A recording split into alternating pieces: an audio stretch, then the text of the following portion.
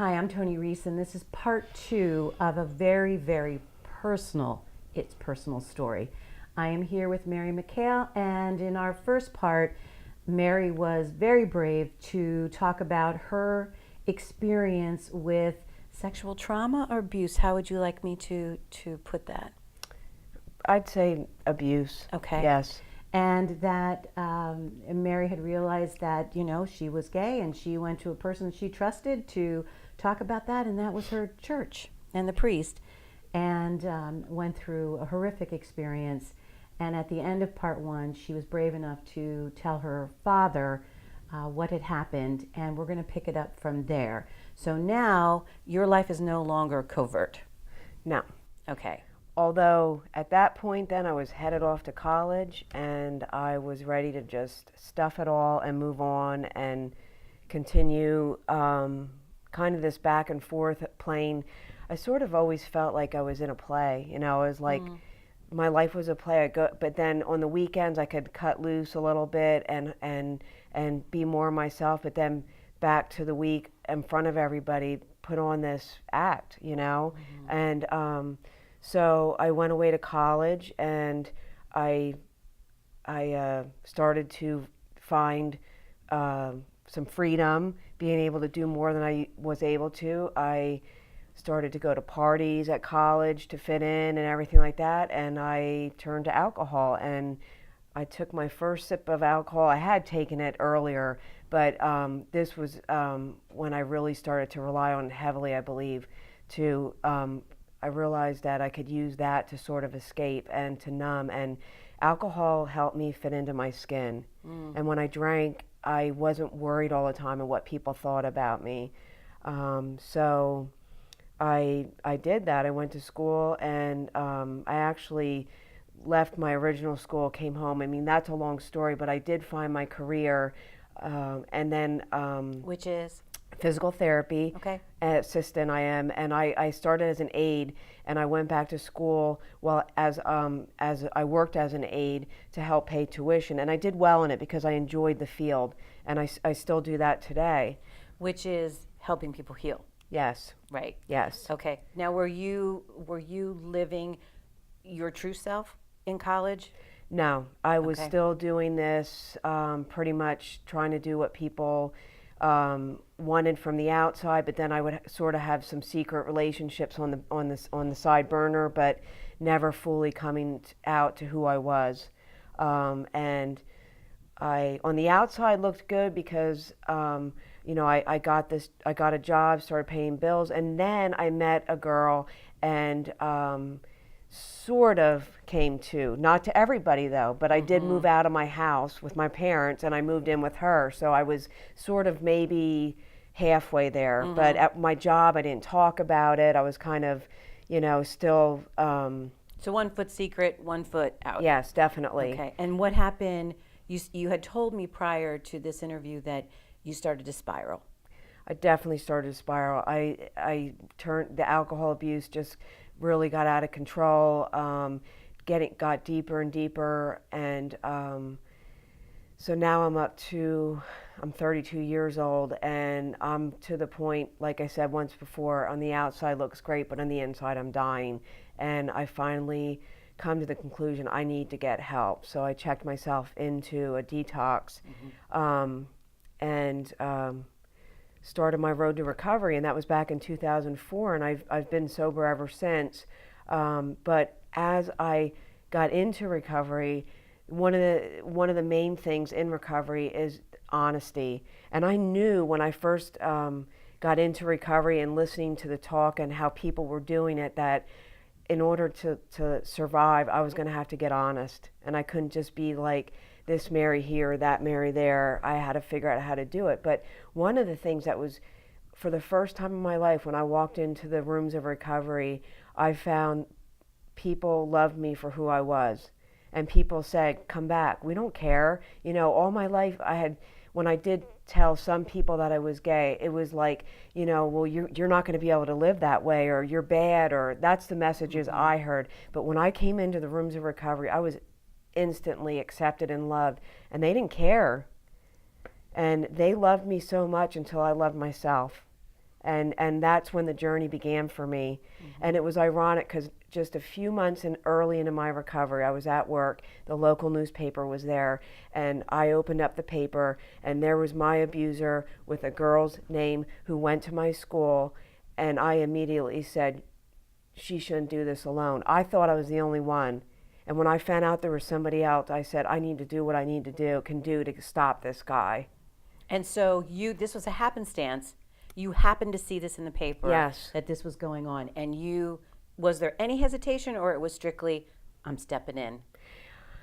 I'm stepping in.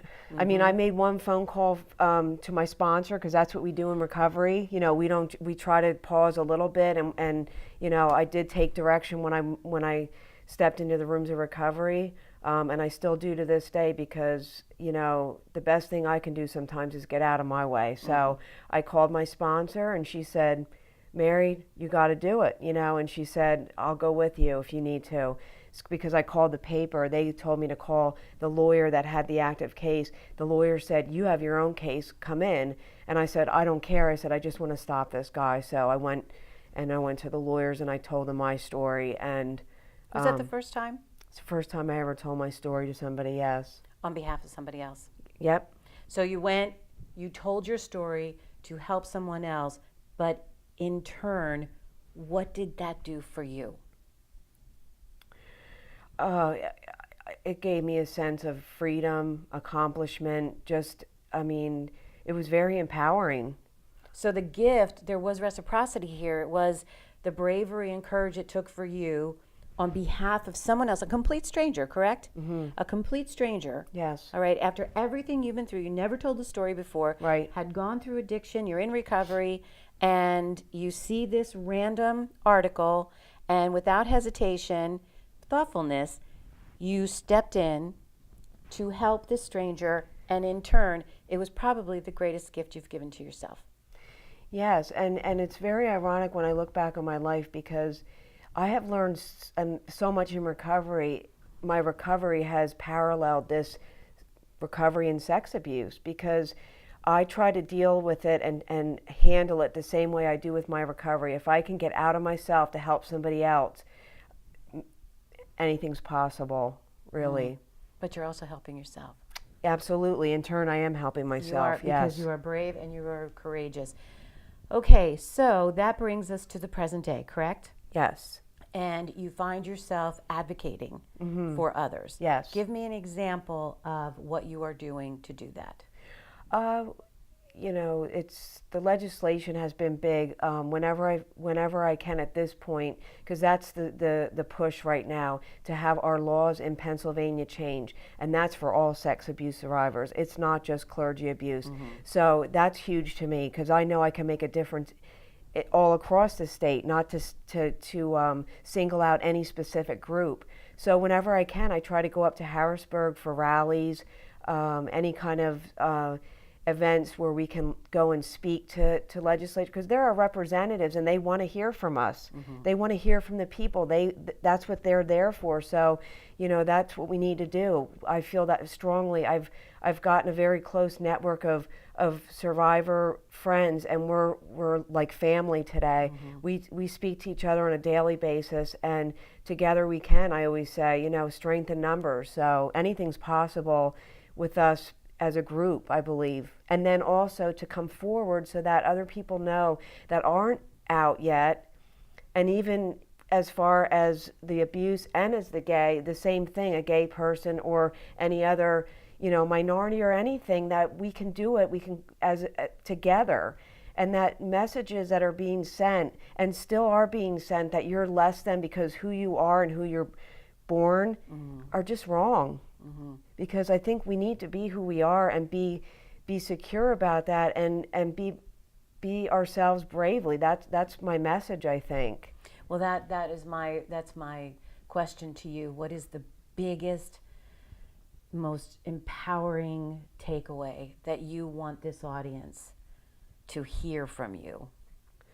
Just don't ever let anyone tell you that you're not good enough, or that who you are isn't right, because the only person you can be is you know. And I always say that, you know, my God doesn't make junk. So my God made me this way, and I need to live true to that, regardless of what the outward is saying. Because there's always going to be people in life that are wanting to put you down. And, it's okay to hear, to get feedback, but you have to keep a balance with it. And I always say, too, like, I can't always base my insides on what the outward message is.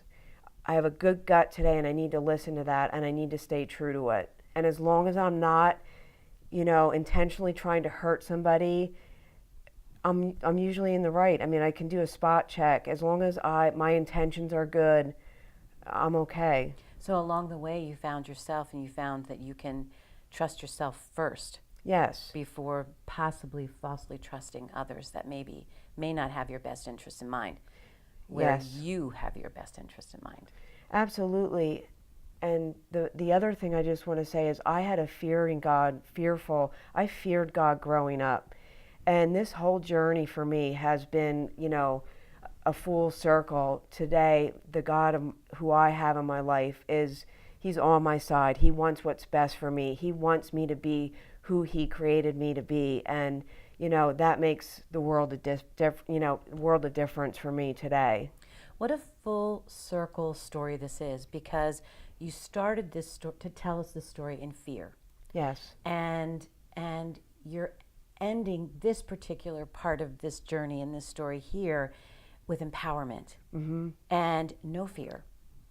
And that is amazing. And I am so inspired by your courage and cannot thank you enough for being brave enough to come on the People Chronicles and share your story. And I would hope that there are people listening to you that are going to go, okay, all right, I can do this. Yeah, if I can touch one person, it's worth it. I think you already have. Mary, thank you so much for being part of the People Chronicles today. Thank you.